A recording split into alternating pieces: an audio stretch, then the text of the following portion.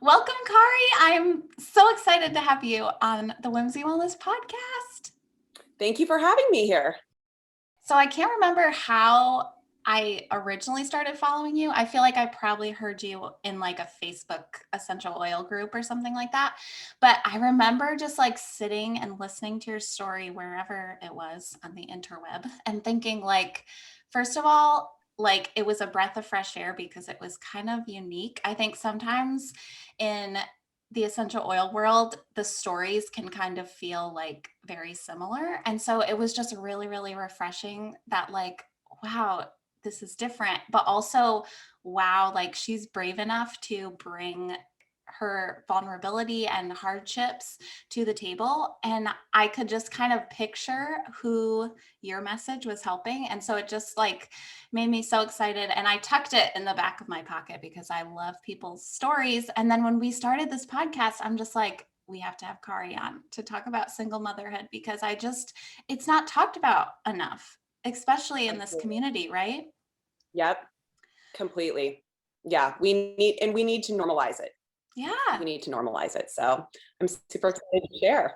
Yes. Okay. So do you want to tell us a little bit about yourself and your story of being a single mom? Absolutely. So when I was 25 years old, I was living in New York City. I'd gone to grad school out there, was working out there, and was dating a guy and got pregnant. And I didn't even find out that I was pregnant until after we had broken up. He was not the right guy. And he was not even like a really good human being. Like there's sometimes that we're like, oh, the relationship's not working and we'll just like go our separate ways and we'll be cordial and maybe friendly. But no, this was not like a good human being type of person. So Yeah. I found out I was pregnant and I at first thought, well, maybe I'll try to work it out with him. Like this is the baby's father and maybe we could salvage something here. And then as the relationship progressed, it just became very apparent that no, this is not the person that I could raise a child with, live with, marry. Like I'm not going to spend the rest of my life with this man.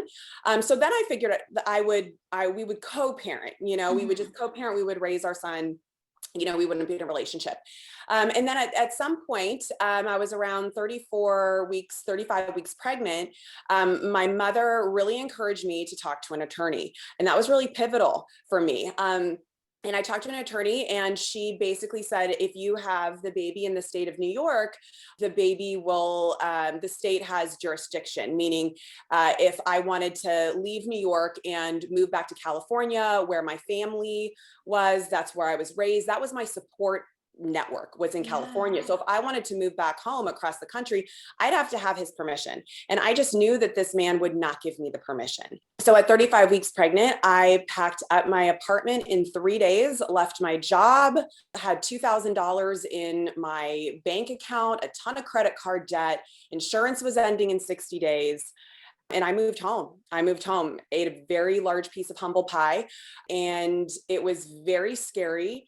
But I remember I was at this point where I thought, okay, like what is scarier?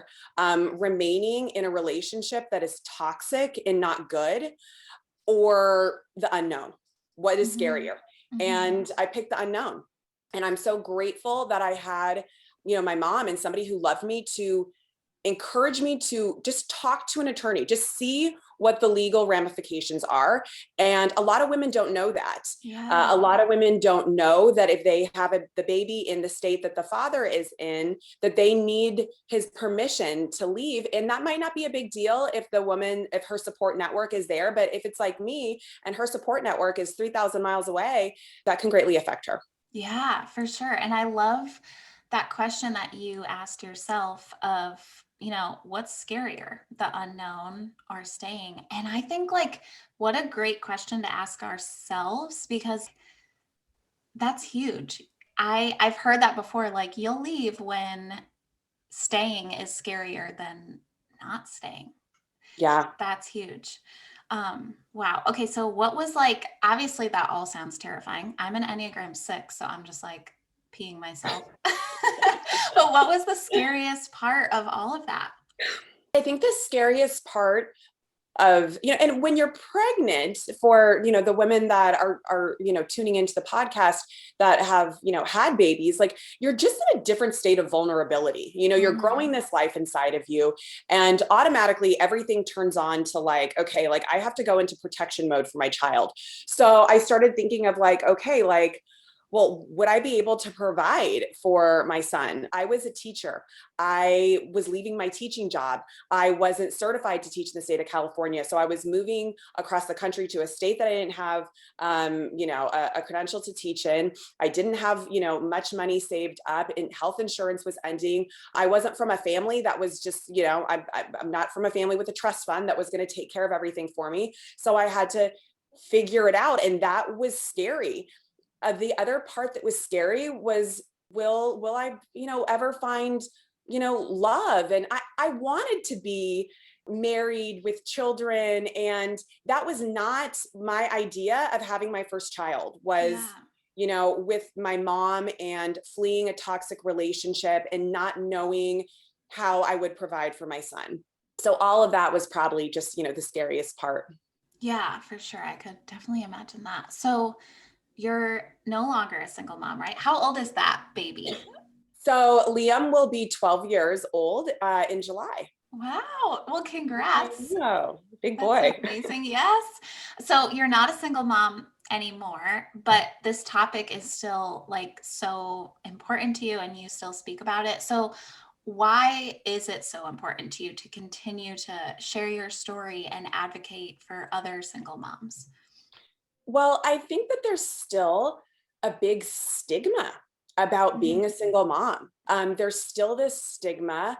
The, like, traditional family unit is still very idolized and prized. I mean, we see this in literature, we see this in movies, and there's plenty of movies and films and books that are coming out that are showing, more. I guess the best word would be like a non-traditional family and what that looks like. But that's still kind of traditional family unit of, like, mother and father and children. And I mean, another thing is, like, I conceived Liam when I wasn't married. Like, there's a group of single moms that, like, are leaving a marriage, and then there's a group of single moms that had a baby outside of wedlock. So Mhm. that takes it down to another notch of shame that's wrapped around that, especially, women from various religions. That can be a Yeah. very shamed thing in their religion. So the more that we talk about it and normalize it, I think more women are going to not feel like this is, I mean, I remember being like, well, I messed up my entire life. I Mhm. remember feeling like I ruined my life. And being a single mom is not going to ruin your life. Okay. Like, there's a lot of things that can ruin your life. Making a choice that is healthier for you and your children it's actually a good thing. So I speak about it to normalize it.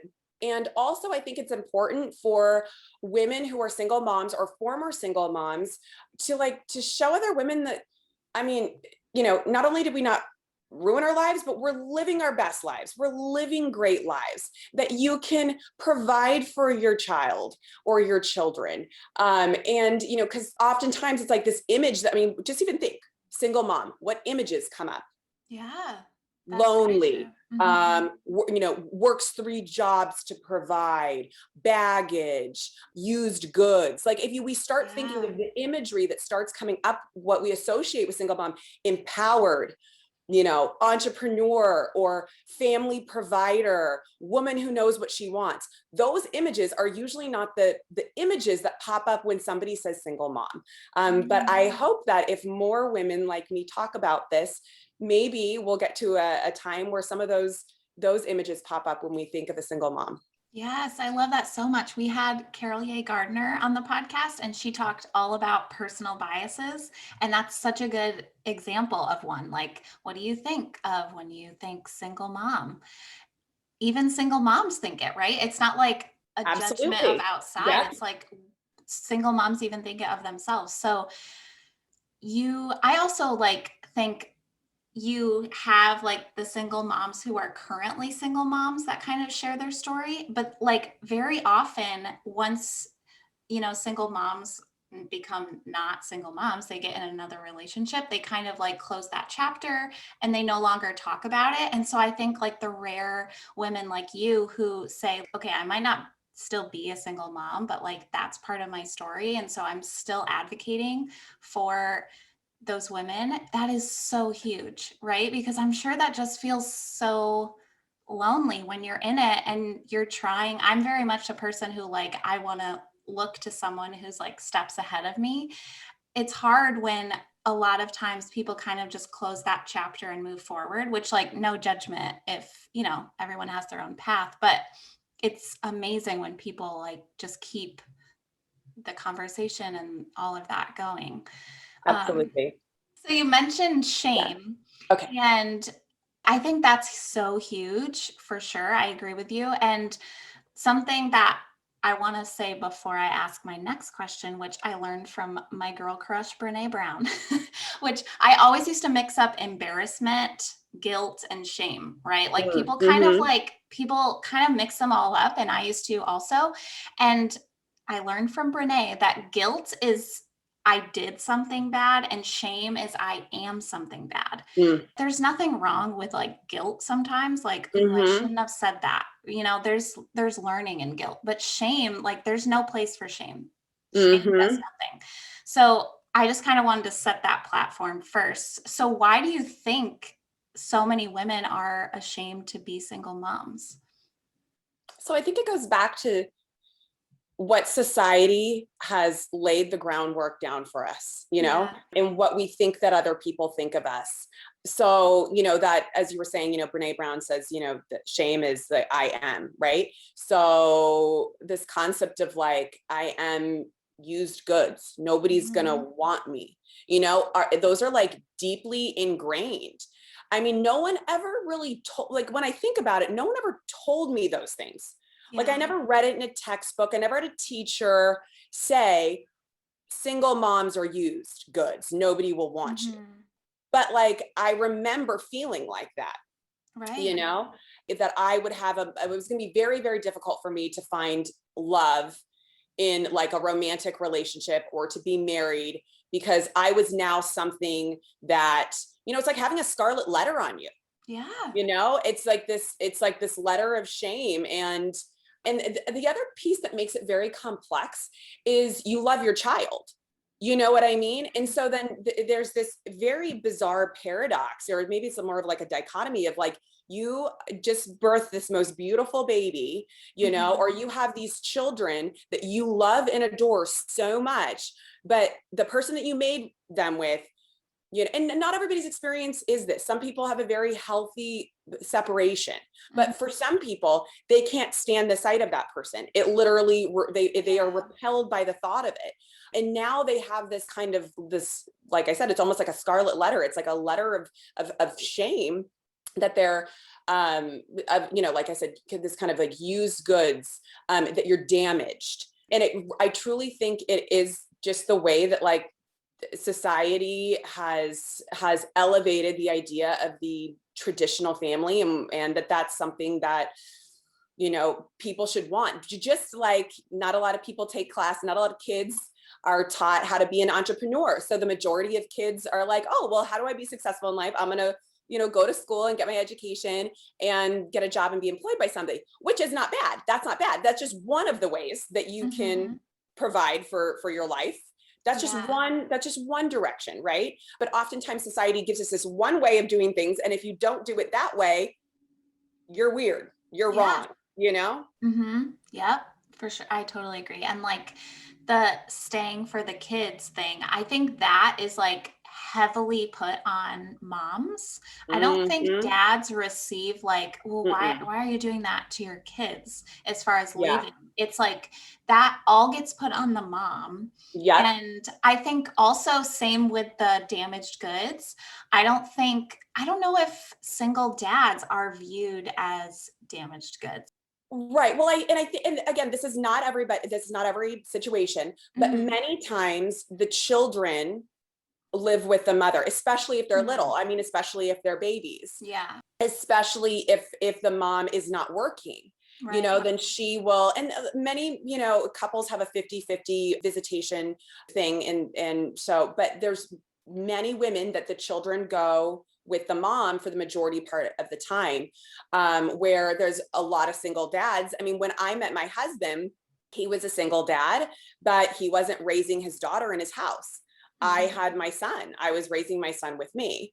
Yeah, there was a quote that a friend of mine shared, and she has a divorce mentorship Instagram page, and she shared it on that page, and she said that children would rather be from a broken home than live in one. And when I read that, I was like, dang. If Yeah. there is a mom out there that's wondering, should I stay for the sake of my children, she needs to read that. Yeah. That is so When good. I was 17, my parents got divorced. And I remember, though, like a vivid memory of being about 6 or 7 years old.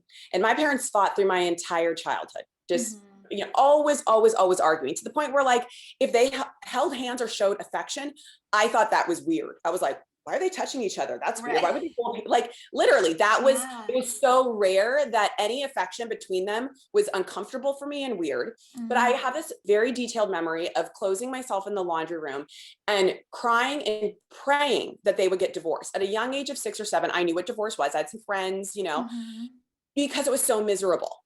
And it was it was a decade until they got divorced. But I think, going back to that quote, like, children would rather be from a broken home than live in one. Like, raising children in a home that is with parents that are constantly arguing and that don't love each other, is not healthy for them. Right. Yeah. So when I was preparing for this interview, I was reading how, like, we so often think like, oh, I don't want my kid to be from a broken home, but there is no evidence pointing to a child's happiness being linked to whether or not their parents are married. It's like solely about like the atmosphere and all of that in the home. Married or not, like, does not impact, And I think we Absolutely. all, whether it's us ourselves or we know someone who is now an adult that says like, I wish my parents just like got a divorce. Yeah. That was hard. So I know like it's hard to touch on all different types of relationships, but I know you mentioned like yours was very toxic. And so I want to kind of touch on that for women listening who are either in a toxic relationship or maybe have just left one. Why do you think we stay in toxic relationships? Because comfort is easy and change is hard. Mm-hmm. Another piece of that, right? So, and when I say comfort, it's like, well, if you're living in a toxic relationship, like, that's not really comfortable. No, but like, what part of it makes it comfortable? So is it because that person's the provider and because you don't have a job? Is it because that person, does pick up the kids from school and is actually helpful? Is it because everybody's on his health insurance? The little things like this are literally reasons why people stay together, because Yeah. it's easy. It seems easier and it seems more comfortable than the change. Another piece is, I think, I'm really passionate about women getting empowered with their finances, regardless of if they actually bring in an income or not. Mm-hmm. It is a large trend that, and again, this is a generalization, so not every relationship is like this, Yeah. but many times in a marriage between a man and a woman, the man manages the finances. So women get very overwhelmed with, well, I don't even know how I would pay for my rent or a mortgage, or how I would do the income and it starts getting very overwhelming. Yeah. And so they feel like, I can't, and all these I can'ts come into my brain. I can't do this. I can't provide. I don't even understand, how, like, what. So I think the financial piece is really, really, really big for why a lot of women stay. And then, like you were bringing up, Meg, like, they stay for the children. They think that Mm-hmm. that's the honorable thing to do, and that leaving would be selfish, would be an act for them. When, again, like you said, there's no research that shows that, children's happiness is linked to the marriage staying together. Right. I always think about this with like your example, entrepreneurship, but it goes with, leaving a toxic relationship or even just not even toxic, but just like not a good fit.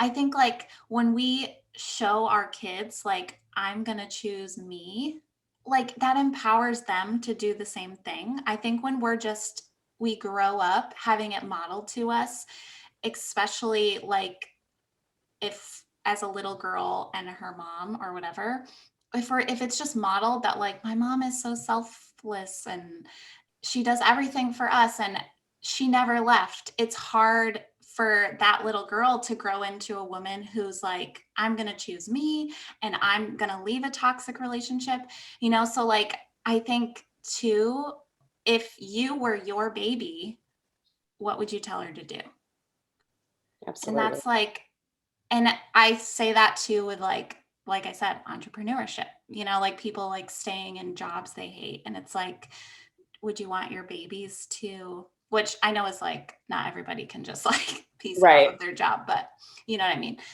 It's huge.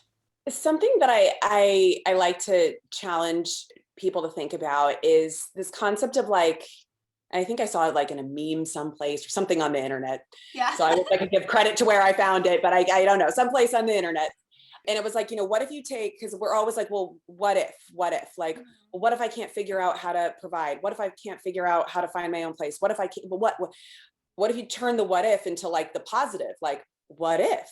Yeah. What if I actually got out of this toxic relationship and got empowered and found an apartment or a house that was actually closer to where I want to be by the water? And Yeah. what if I got out of this toxic relationship and that tantrums that the 5-year-old is doing actually weren't happening because there wasn't so much chaos and anger around them with the parents? And what if I got out of this relationship and I actually found somebody that was worthy of me? Like, and you start to, Mhm. like, what, and you start dreaming about the wildest and most amazing things that could happen. And you take that what if of fear and turn it into what if of possibility. It's I exciting. love that. I love that so, so much. Okay, so I mentioned like having, women a step ahead of you. I think like I'm a new mom myself, and having mom friends who are in the same season as me is helpful, but like having them in seasons ahead that can kind of look back and be like, okay, this is what you need, or don't even worry about that, is so helpful. And so I think you are that person for, a lot of single moms. And that's one of the reasons I'm so, so excited about this episode. So if there's a mom listening to this who's like considering leaving a toxic relationship, or maybe she knows like deep down this is not okay, what kind of piece of encouragement would you give to her? I think I'd go back to that kind of question I shared at the beginning of our chat, which was to really think, what's Hmm. scarier, Yeah. remaining in this toxic relationship that no Hmm. longer serves me and therefore no longer serves my great purpose of being here, of living this life, Hmm. or the unknown. Yeah. And to start really thinking like, sometimes it's like, well, what's the worst that can happen? Do you know what I mean? Because Yeah. like when you start thinking about like how crappy life is in this toxic marriage or toxic relationship, usually when you start thinking about the other side, the possibilities actually start looking really good. Yeah. It starts looking really good. And I would encourage those moms to think about like, this is not a dress rehearsal. This is your life. Those Yes. are your babies. How Hmm. are you going to show up? The question that you asked, Meg, if that was your baby, what would you tell them to do? Is a big concept to ask yourself. Yeah. Yeah, that's so good. I have like chills. Okay, so do you have any like favorite resources that you like to recommend to single moms or soon to be single moms? Yeah, I would say, so much, and even right soon to be, it's there's all these like, I mean, because okay, sometimes our brain, because very often we are in that survival mode, right? That protection mode of providing for our children, and how would we be able to do this? So we get into this space of, well, how? And and all these kind of details, right? Like, well, how would I get the kids to school? Okay. But really the work needs to start with like believing that you are worthy of a better life, that you are worthy of a better relationship. If that's even what you want to do, is be in another relationship, right? Like I was actually talking to a good friend of mine the other day, and she's recently a single mom, got divorced in December of last year. And she's like, I don't think I'd ever get married again. That's where she's at right now. That's Yeah. totally fine. But I think that the work starts within yourself. So I would encourage books like The Audacity to Be Queen by Gina DeVee, Jen Sincero, You Are a Badass. If there's anything about like money, Jen Sincero also has You're a Badass at Making Money. Gabby Bernstein, any of her books, like self-empowerment books to start making these women feel like they are absolutely capable in a time where they're feeling a lot of doubt. And like I said, that stigma is there where society is doubting. I would say definitely those books. And then for women that are recently divorced, it's on Instagram. It's called the Divorce Mentorship. And it's actually a friend of mine. She's divorced, and I think she has a podcast, but she definitely has posts and things like that. And I love what she shares on that page as well. Love that. And like, even just as simple as someone to talk to, right? Like your mom was that person who said like, I think maybe, you should speak with a lawyer. Just if there's any way you can lean on someone. I think too, like going back to that shame, sometimes we're in a relationship with a toxic person and we like take that on. We're ashamed of them almost, you know what I mean? And so it's like, I can't go to someone, but it's like, that is not you, right? Right. Like, that's not for you to carry or own or anything like that. And I also love Untamed by Glennon Doyle. Yes. That I feel like for single moms would be so good. Absolutely.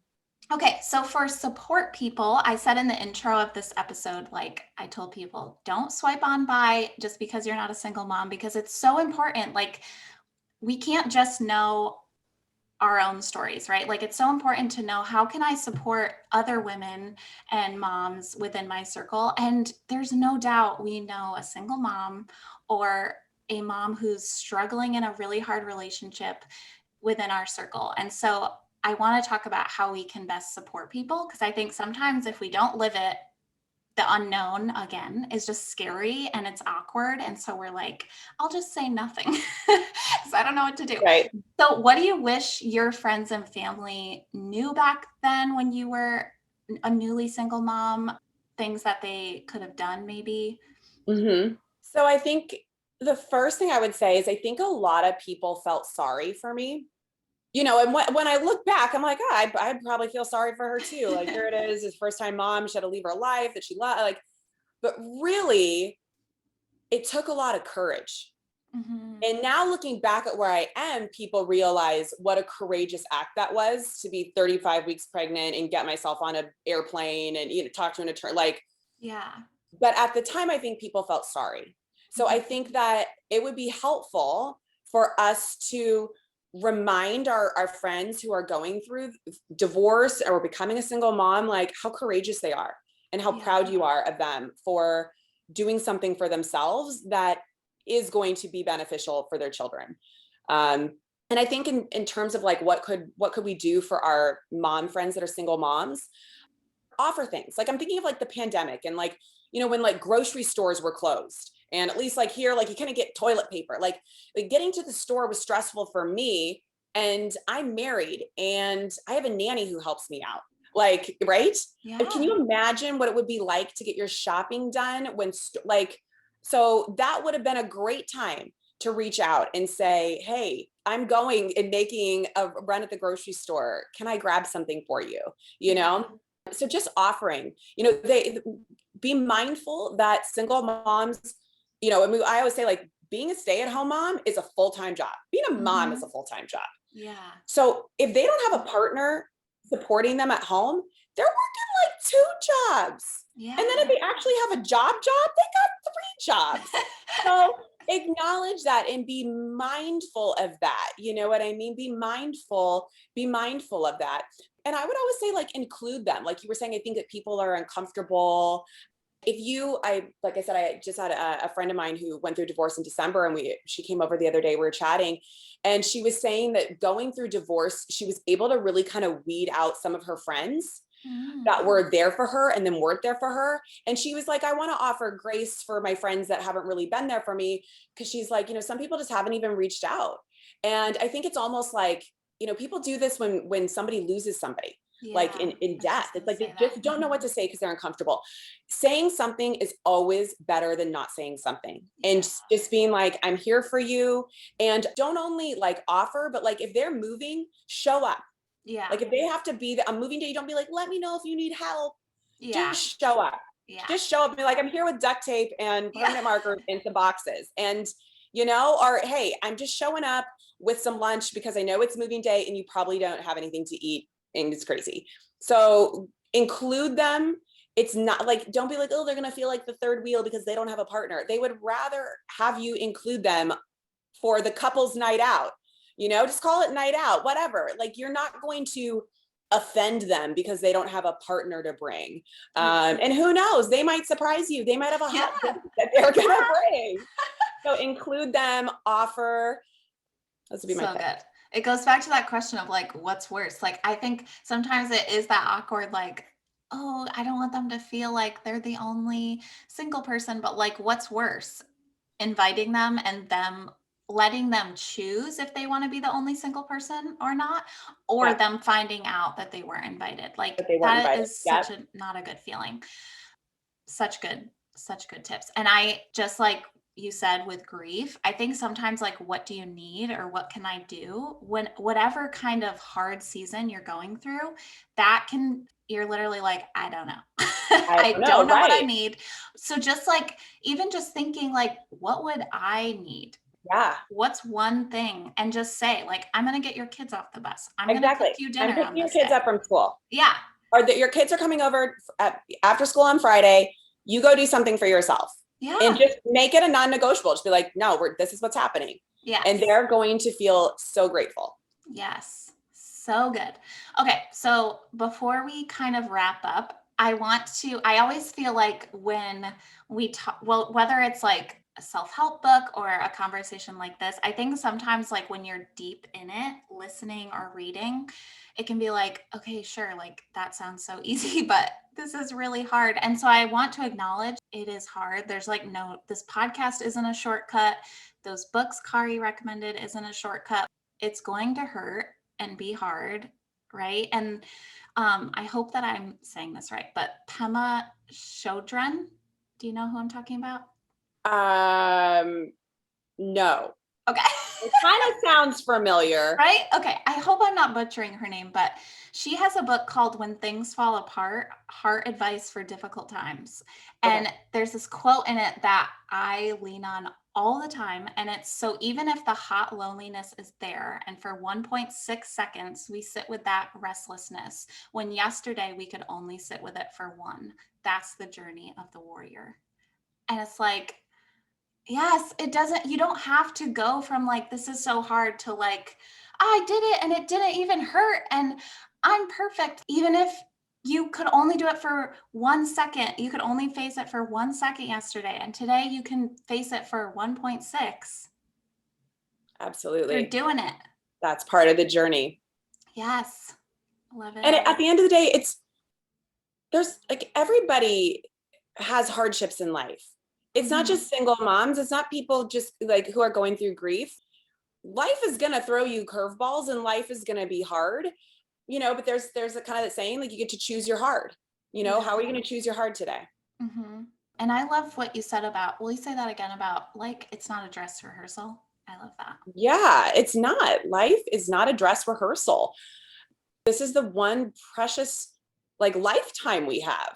And that like, I mean, and I remind myself that all the time. Like when my 3-year-old is throwing a miserable tantrum, when I'm doing something like my taxes and I don't want to do it, when I went to the dentist this morning, like I gave the dentist, I don't want to be, but yeah, like it's life is not a dress rehearsal. This is the one time we get to show up. Mhm. And I truly believe that we're all here for this incredible purpose. Yeah. Mhm. Like the chances of you being here and me being here are very small. Like I always like make people feel really funny when I'm like, look, like just think about like the millions of sperm that were racing to meet the egg. Yes. Yes. Only you survived. You have been a champion Yes. since conception. That is remarkable. Mhm. So you are a champion since conception, and it doesn't mean life's going to be easy. And some days you aren't going to feel like a champion. But honestly, you know what? Single moms are always champions to me. Yes. Amen to that. Okay, are you ready for rapid fire before we dive in? Absolutely. Okay, fill in the blank. I wish I could tell my younger self blank. Doesn't matter what people think about you. Love it so much. I'm still learning that, I feel like. What is your Enneagram number? 8. I don't think I even have a wing, just 8. I don't even think I have a wing. I love it. What are you proudest of? What am I proudest of? Yes.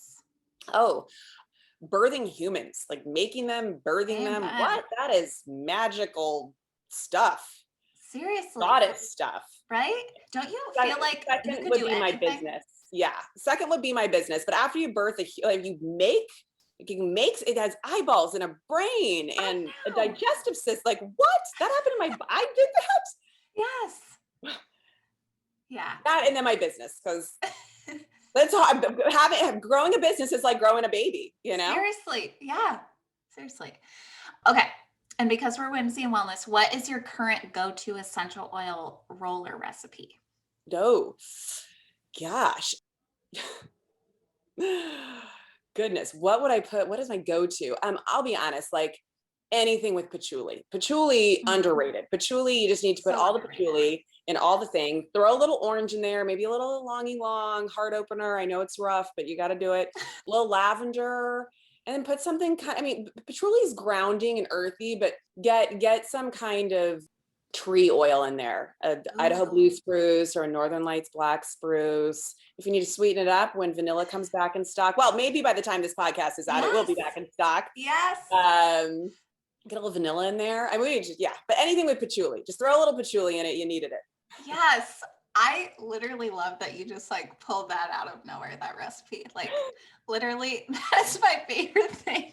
Everyone's usually like, oh, I have the perfect memorized recipe. And I love that you're just like, little of this, little of Throw a little of that. How many drops? I don't know. Feel it. See what you're feeling today. yes, yes. Okay. And then where can people find you and follow along with you? So I'm just Kari Friedman on Instagram. And then if you go to that page, that will also link you to my ranch house page, which is Dreamcatcher Ranch. And that Awesome. is kind of my next, like, I'll call it like big project. I mean, I have a Crown Diamond in Young Living, and that is like my main business. But Yeah. last year, my husband and I purchased a ranch house in the central coast of California. It's on about 20 acres of land, and we're excited to start doing some rentals. And just like that's a really kind of, I don't it was our dream to have a house there for the past decade, and by a lot of dreaming and hard work we made it happen. So it's a fun place if you're a dreamer and you like to peep some good kind of modern farmhouse slash coastal living stuff. Go Yes. check it out.